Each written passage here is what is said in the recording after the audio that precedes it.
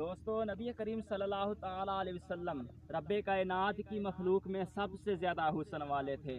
جس طرح نبی کریم صلی اللہ تعالیٰ علیہ وسلم رب کائنات کی مخلوق میں سب سے زیادہ افضل تھے، اسی طرح حضور صلی اللہ تعالیٰ علیہ وسلم رب کائنات کی مخلوق میں سب سے زیادہ حسن والے تھے۔ علماء فرماتے ہیں حضور علیہ الصلوۃ والسلام کا حسن حسن کل تھا، اور حسن یوسف حضور علیہ الصلوۃ والسلام کے حسن کا ایک جز تھا۔ اب صحابہ کرام رضی اللہ تعالی عنہم سے حضور کے حسن کے بارے میں پوچھا جائے تو کوئی کہتا ہے حضور کا حسن اتنا تھا کہ رب کائنات کی ساری مخلوق میں حضور سب سے زیادہ حسین تھے، تو کوئی کہتا ہے چاند کے ٹکڑے کی طرح حسین تھے، تو کوئی کہتا ہے حسن مصطفیٰ چاند سے بھی زیادہ حسین تھا، تو کوئی کہتا ہے چاند کی طرح حسین تھا، کوئی کہتا ہے سورج سے بھی زیادہ حسین تھا۔ جب حضرت جابر بن سمرہ سے پوچھا گیا حسن مصطفیٰ کے بارے میں، آپ فرماتے ہیں چاندنی رات تھی، میں حضور کی بارگاہ میں حاضر تھا، فرمایا حضور نے سرخ رنگ کا جبہ پہنا ہوا تھا، فرمایا میں ایک نظر چاند کی طرف دیکھتا تھا،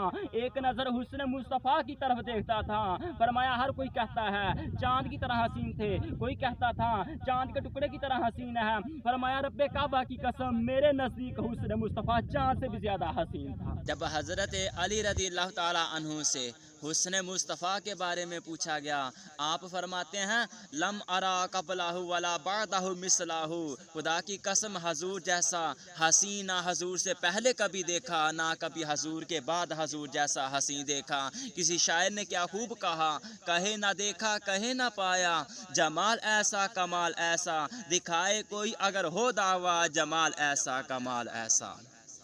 جب حضرت ابو ہریرہ رضی اللہ تعالی عنہ سے حسن مصطفیٰ کے بارے میں پوچھا گیا، آپ فرماتے ہیں حضور کے حسن کے بارے میں، فرماتے ہیں کأن الشمس تجری فی وجہہ، فرمایا حضور کے چہرے کی چمک اتنی تھی کہ سورج کی روشنی آپ کے چہرے پر نہیں بلکہ آپ کے چہرے کی روشنی سورج کی روشنی پر غالب رہتی تھی۔ تو امام اہل سنت امام احمد رضا خان بریلوی رحمۃ اللہ تعالی علیہ حسن مصطفیٰ یوں بیان کرتے ہیں، فرماتے ہیں وہ کمال حسن حضور ہے، وہ کمال حسن حضور ہے کہ گمان نقص جہاں نہیں، یہی پھول خار سے دور ہے، یہی شمع ہے کہ دعا نہیں۔